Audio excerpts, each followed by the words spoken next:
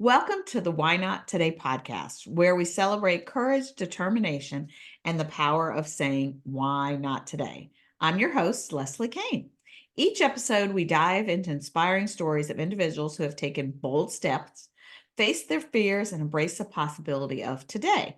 From entrepreneurs to artists, dreamers to doers, we explore the moments when they had enough and they said, enough waiting, why not today?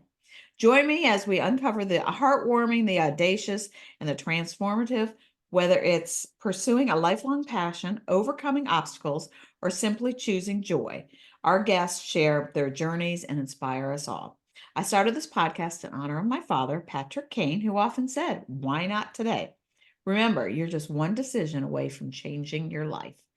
And my guest today is Mary Latham, and she it's not a book yet, but I'm sure it will be, has a movement called More Good, which is, if you're watching the video, it's her t-shirt. And I first heard about Mary when I was reading Laura Carney's book, My Father's List, who has been a guest on the podcast. And I was reading, I'm like, I need to know her. And then I talked to Laura, and Laura's like, you need to know Mary. I mean, you need to talk to her. And we finally did connect. And I'm excited to have you on because you've done some really fun, cool things. And I always love the journey this podcast has taken me on and the connections between your mom and the march and just life. Lots of cool connections that I feel like the people that I'm meeting on this journey were meant to be in my life. So, Mary, welcome to the Why Not Today podcast. And why don't you share a little bio on you, not your courage story, your life story, but a quick bio and a fun fact about you that nobody might know. Thank you, Leslie. I'm excited to be here. I lost my mom in March of 2013, and I kind of used a conversation that we had towards the end of her life as a bit of a life raft for my personal life ever since. It was on the day of the Sandy Hook shooting, and there was obviously that tragedy we were all pretty horrified to read about in the news, and an act of kindness happened to someone that I worked with that day. And it was just Well, kind of, let's not get into that yet. I just want to know who you are. oh, Not like a 3-second bio. story. Yeah, Okay. like who is Mary aside from More Good? And we'll talk about that whole story. But in the connection, coincidences is your mom actually passed away the same year my dad did. Um, and she passed away on my birthday, which is the first, and then in 2013, and my dad passed away, or my birthday is March 1st. My dad passed away March 5th of 2013. So kind of interesting coincidence of dates. But yeah, tell us who you are and a Okay. fun fact about you that has nothing to do with Morgan. Just get to know you. Oh, okay. All right. And then we'll talk about that. Okay. So my name is Mary Latham. I am from Long Island, New York, and I'm a wedding photographer and a writer. And I am a person that believes in the good that's in the world and in every person that we meet. I think that everyone has a little bit of good in them. And sometimes it's easier to see than other people, but I think I'm in a constant search in my life for the good in every person I meet. And I have a fun fact of the fact that I can make my belly button an innie and an outie. Oh, wow. Okay. That's interesting. I won't make you show it. But so, and I love that you're a wedding photographer and you've done all these things. So it's fun to see well, we have multiple hats and multiple sides to our life, don't we? So tell me, what does courage mean to you, Mary? Courage to me means showing up. I think showing up in your own life, showing up in other people's lives when they need it, whether it's family or friends or just noticing someone across the street that needs help getting across.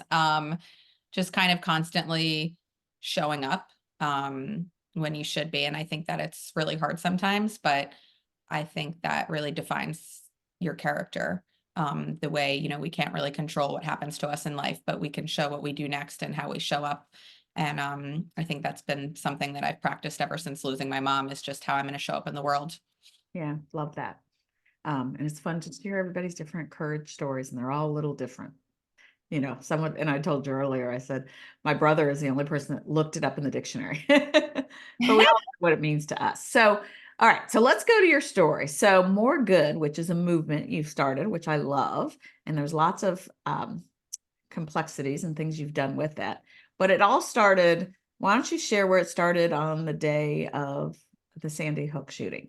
And Okay. I love how you took something so terrible and were able to turn into something so good and not related. It's not that you're connected to it, but it was that pivotal thing. And you know what? I found that when people have that pivotal moment in your life, do you remember where you were sitting, what you were wearing, the kind of day it was? We have those pivotal things in our life that make a life-changing moment, and we remember exactly where we were or what we were doing. Yeah. And I think so many of them also come from a moment of, dark. Like, I think that if I had just had that conversation with my mom that day and she went on to live and I, was living my life and everything, I might have not done what I did. But because it came right before something so horrible, it was like you kind of clutch onto anything good or Yeah, positive to keep carrying on. absolutely. So yeah, why don't you start with how this started and the Starbucks and the Sandy Hook story? So I worked at the continuing legal education in Manhattan in 2013, and I was working on the morning of the Sandy Hook Elementary School shooting. And I had just gotten to work that morning. And after work, I was going to go to a family that I nannied for who had a 6-year-old. And so I was reading the news and refreshing it. He was still an active shooter, and I was, as we all were, pretty horrified by everything. And as I was clicking and looking about the story, my coworker came in and he had a coffee from Starbucks with him. And he said, "Oh, you really should have come with me today." And I kind of ignored him and told him I couldn't afford it this week. And he said, "No, it was free." And it kind of finally pulled me away. Like, I was just so hyper focused on this tragedy. And I turned around. I was like, "What are you talking about?" And he was like, "Yeah, there was a guy in earlier buying gift cards and it was right around Christmas. So he was getting them as Christmas presents. And he bought an extra card at the end and told the barista to charge him $100 and run it out on all the people in line behind him." And my coworker was one of those people.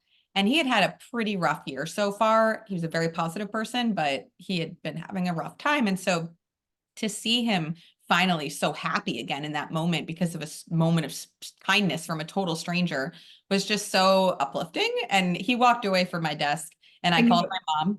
I was gonna say it's such a little thing, a free coffee, $5, $6, whatever it is, $10 now at Starbucks. $10, yes. But it's such a little thing that can make such a difference in somebody's day.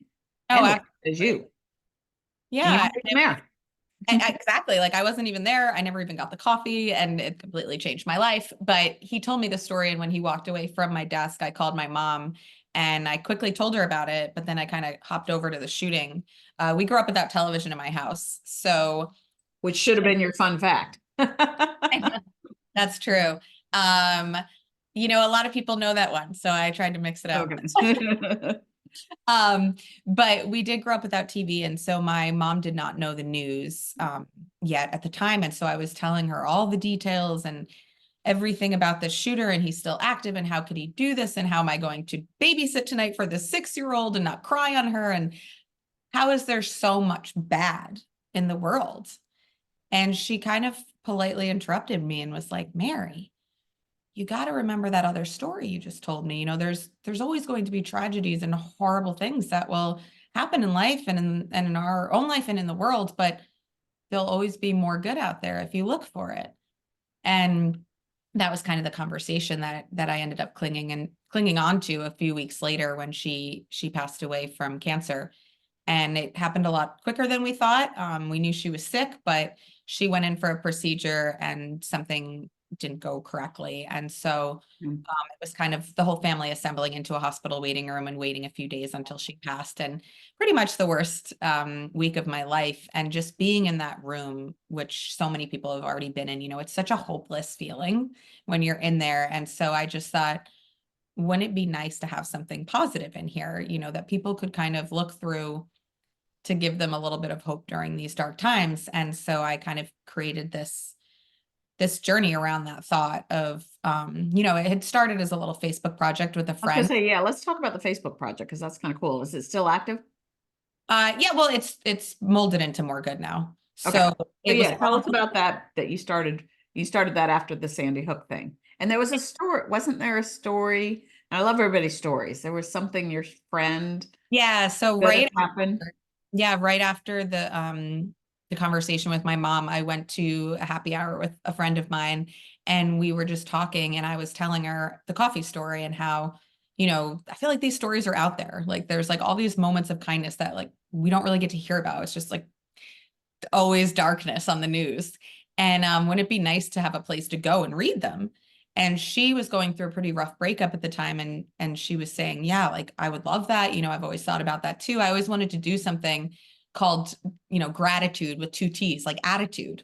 Mm-hmm. So we kind of came up with this idea over drinks. Oh, we're going to call it the Gratitude Project with two T's, and we're going to ask people to send stories in. And right as we were coming up with this idea, my roommate texted me and she said, "You're not going to believe what happened last night," but she had been a bit overserved at the bar and left her phone in the cab when she was getting out, and the battery was dead. So the next guy that got in ended up charging it and then used Surrey to call the last contact, which was her father, who said, yeah, they live in 1425 York Avenue. And he dropped it off at the door. Wow. And it was like, you don't really hear those stories happening, let alone No. in New York City.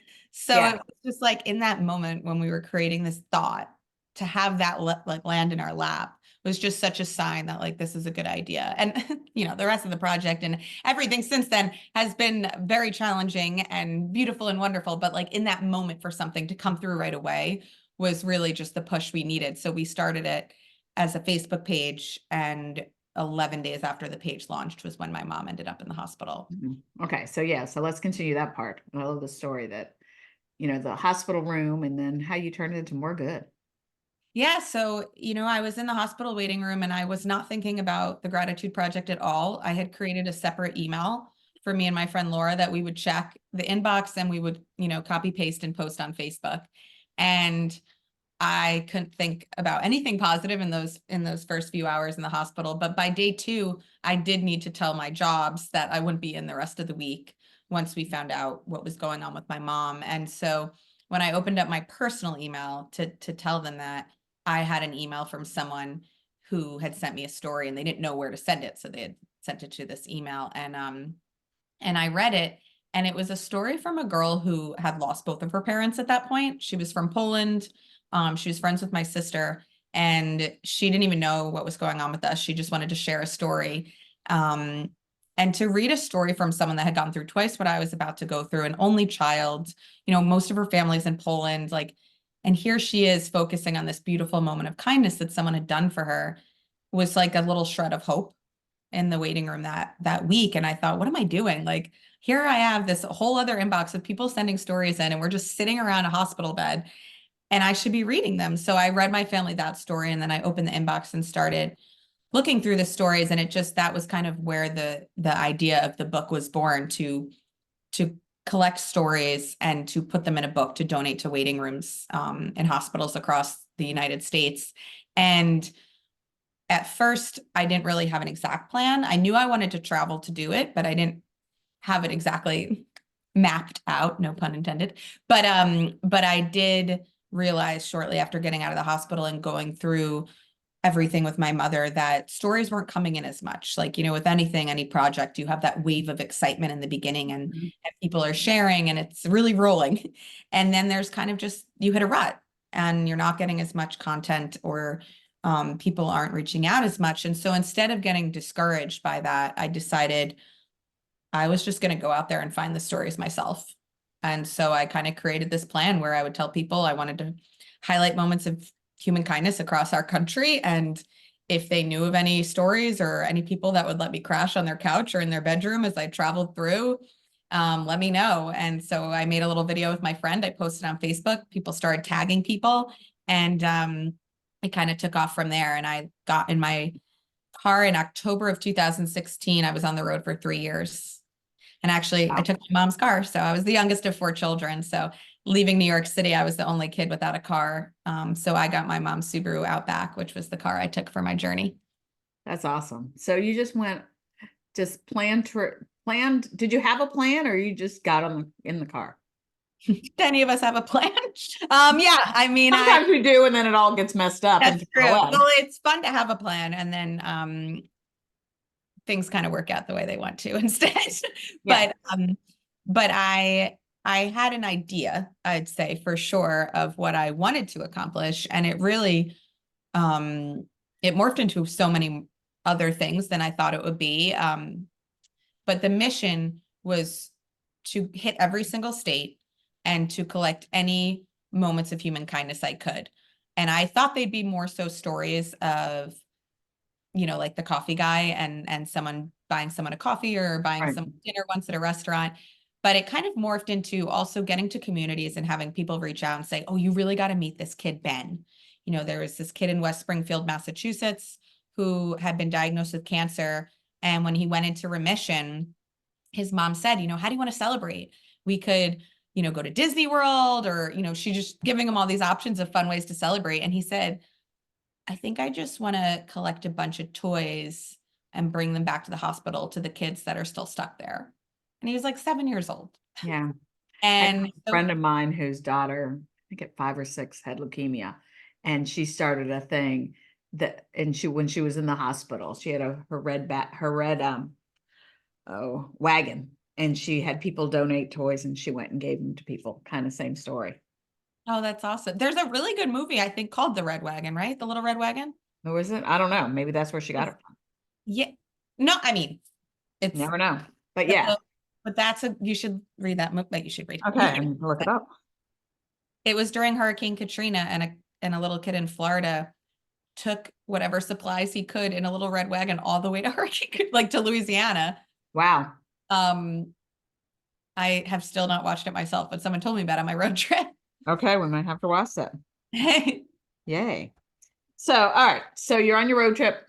The kid with that's so cool that, people Yeah, are just, so they're kind. yeah, his name was Ben, and he dressed up like Captain America, and he Aw, delivered hundreds of toys to Bay State Hospital in Massachusetts. And so then it became, meeting him and meeting his family. Like, his mother was a single mother and he was one of 2 children, and to go into their home and not just be sitting in New York and have someone email a story of a picture of him dressed up cute and this right, is what he did.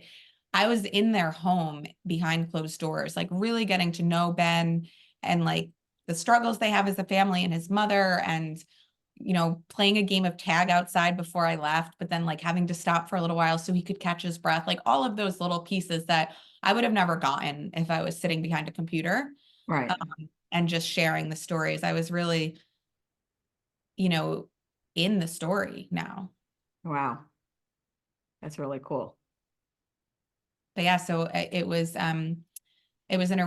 really an array of stories between people like Ben, people who lost a child and started scholarships, people that donated a kidney to a total stranger, and then those small moments, which are so important, because they're translatable. Like, we always feel like an act of kindness has to be this huge thing, like we donate a kidney or we buy the neighbor's kid a car for college. Like, Right. it can be these really small moments where we just pay attention to the need and then we act on that.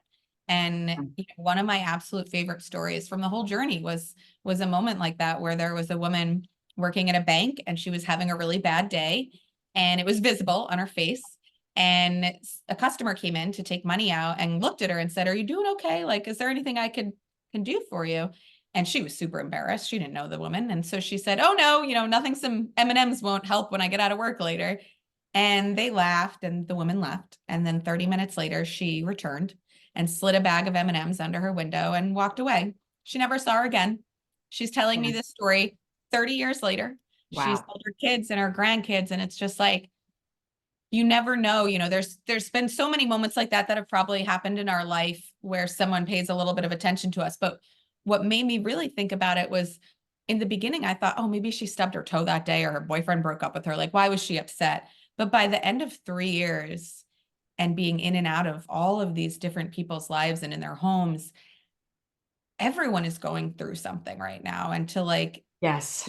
to know that it could have been that her uncle had died in a car crash or she was diagnosed with cancer, like we're Right. all carrying these really heavy traumas and events in our life. And so that's why these moments of kindness really stick out and become so clear when we're in that darkness. Yeah, I'm so finding everything you're talking about is exactly what I'm seeing and finding with this podcast is although I'm not in person with a lot of people, I feel like I am walking into their story and finding stories behind stories and just and people are just referring me left and right like you got to meet this person and you got to meet this person.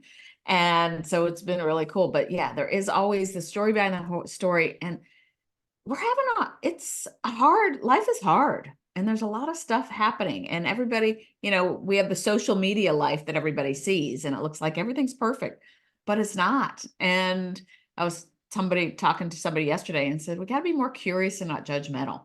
Like Mhm. when somebody has having a bad day, not say oh they're just mean, but like what's going on, or just give smile back or compliment somebody. It's just, and it's all the little things. And I think that's what I found about the courage and why not today.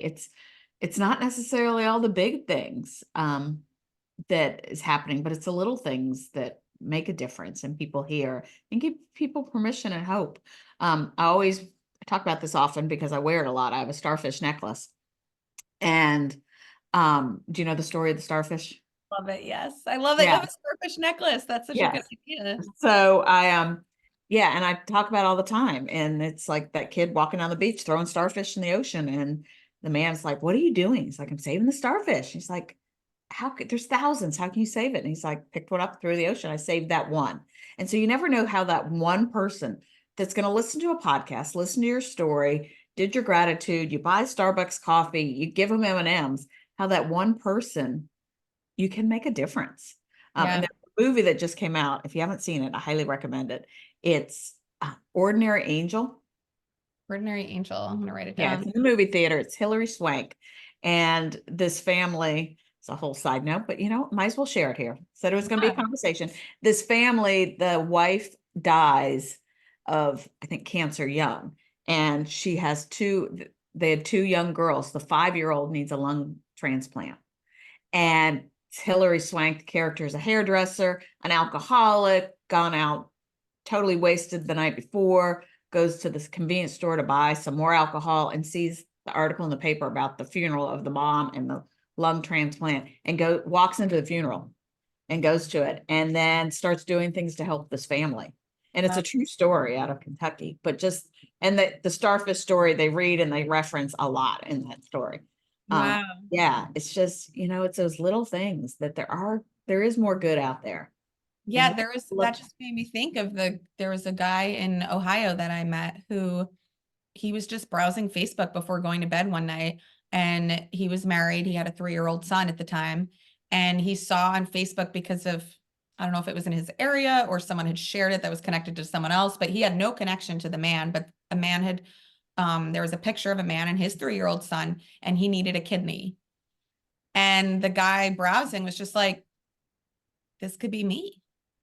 Like that could be me and my son. I could need this. And yeah, so he went and like got all the tests, which they literally give you a psych evaluation when you want to donate a kidney to a stranger because they're like, you what's good? wrong with you? Yeah. And so they did that, and he ended up donating his kidney to him. And it was just that simple of a thought, like just this could be me. And if we just thought Yeah. like that, you know? And Um, it's also the random looking at Facebook before you go to bed one night. The people you see, like, I mean, how I met you is through Laura. And I met Laura because I was watching CBS this morning on Father's Day. I never watched CBS this morning ever. And I can tell you exactly where I was sitting, what I was doing. And it's led me to so many connections that, yeah. we need to pay attention. I Yeah. think that's a big message is instead of just mindlessly living our life to pay attention and look for the good and the things people are doing out there. There is more good. So, but Yeah. I know it wasn't all good on your journey. It was hard, wasn't it? At sometimes. Every day. Every Every day day. was Okay. a challenge. But it was yeah, I mean, I was staying with strangers to finance it. So I was in and out of 154 homes over those Wow. 3 years. And so to walk in every night to, or every couple nights to a new home, tell your story, hear their story, stay up late because for them it was only one night, for you it was every night. Yeah. I just kind of chat and talk. about deep traumatic moments in the person's life. It was really heavy. It was heavy, and I'm not a licensed therapist, so I didn't really know how to separate a lot of the time. I carried a lot of those stories with me, and I still do. It's been a really hard time processing all of it, which is why writing the book has been rather challenging. But I do feel like I'm finally in a good place and flowing now. But it was definitely, you know, a lot of people would always ask if it was a healing journey. And I would kind of laugh because it didn't feel healing. Yeah. But it it broke me into a million more pieces that kind of, I always love that quote that's like, you know, when you lose someone you love and it shatters your heart into a million pieces, it let all those cracks allow so much more light in. So it was such a bittersweet experience because I have all these amazing connections and stories and people that I have in my life now, because my mom died. And Yeah. so, I was going to ask you if you were in touch with the people still. yeah, and actually I had, you know, one of the stories I collected was in California, and it was a family who lost their daughter. She was 16 years old, and she had gone over to a friend's on Christmas break, and they were drinking, and she got alcohol poisoning. And her friend didn't, like, her friend was drunk too, I guess, didn't realize, and she was just kind of propped her against the toilet, and she passed away. And Oh, and it was horrible and tragic, and she didn't even really drink that much. She just never had drink before. And the mother goes around now to schools. I'm really sorry about that. what? I didn't even hear. Oh, you don't hear the siren? Huh. It That's so funny because on my podcast thing it says it's playing music, but Yeah. the fire Funny. fire alarm next door, which is like 100 feet away. I don't know how you do Okay. that. It's amazing. Well, good. Okay. Anyway, Yep. sorry. Okay. If I can pick up right from that. So the mother who lost her daughter goes around to schools and she speaks on awareness, you know, alcohol awareness, and informs students so that something like that won't happen to them. And you know, it was just one of the many stories where it's so inspiring. Like here you went, you know, for me, I lost my mom. I had an amazing relationship with her.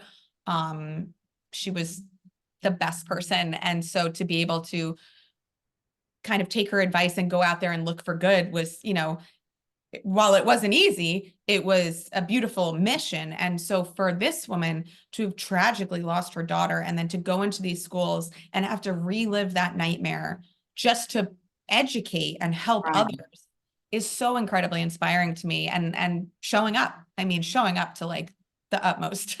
Yeah. But she, I was writing about her the other day, and I was finally in California in my writing, which was kind of my halfway mark on my trip. And I just wanted to fact check something. So I looked up their website and I noticed that their daughter had written a letter like 3 or 4 months before she passed away. She flew to New Zealand. And I don't know if it was a project for school or she was just a creative person, but she wrote a letter on the flight because it was so long that was titled "If the Plane Crashes." And so she Oh, wrote a letter wow. to her loved ones, which was, yeah, it was insane. And it was such a beautiful letter. And she like called out like all of her close friends and her family and everything, like a little paragraph for each of them. So it was like how beautiful for them to have this. But at the end of the letter, you know, she touches on a lot of different things that, I mean, I was sitting here writing yesterday and in like in a rut and like in a hard place. And I find this letter and I'm sitting there and I'm like crying on my computer reading this letter. And I messaged her parents and I said, you know, I just want you to know I'm writing about you guys today, and that um while I'm sure every single day is extremely painful for you, she's still making an impact and affecting us. And I needed this letter so desperately today, and to find it was just so lucky. And they wrote back. But I definitely try to keep the connections going That's with a lot of awesome. them. Some of the nonprofits I work with now, that I stayed connected with. But yeah, the journey was definitely, it was really heavy and emotional, but it was also quite a punch in the face of perspective. Yeah. Seeing life. Um, that story about the letter and the mom brought something else. First of all, the woman that, so many people take the bad and make it good. Like Mothers Against Drunk Driving was a woman whose child was killed by a drunk driver. Like Laura, what she's done with advocacy about distracted driving. But Oprah Winfrey, I don't know, there's a book called, what is it? I don't know. It's a daily, like simple acts of kindness kind of book. I'll have to look it up to see exactly what it is. But one chapter is on gratitude. Do you have it? Oh, I was going to say, you're gonna pull the book out. I actually didn't know the window was open and Oh, now it's Sarah somebody, I do but have an Oprah coffee table book, but I don't. no. So this is a book by somebody else, Sarah somebody. I've got it, which I'll show you when we're done. And maybe note it in the show notes. But this one of the chapters is on gratitude. And Oprah found the book, started doing it, and she did several stories on gratitude in a gratitude journal. I don't know if you saw any of those things with your gratitude project, but there was a young girl that actually is in a Northern Virginia area that would do her gratitude journal every night. Well, unfortunately, she passed away. I'm not sure exactly how, but her parents took her gratitude journal and made laminated bookmarks that you could email the parents and they'd send you a set of them. And I ordered them. And this was years ago. And I still have these laminated bookmarks that have her information on her. And then it has on the back her gratitude journal for the day or whatever. And I still use them in bookmarks. I have a stack of them and I think about them often. And, how many lives it touched by those bookmarks. And Oprah talked about then, I guess, the bookmarks. So it's kind of cool how people do live on. And I think that's one of the things I'm doing with this podcast, my dad's legacy living on and his stories and his connections. And yeah, I love the more good. And I think we could talk forever about it. And we need to figure out a time to meet in person sometime.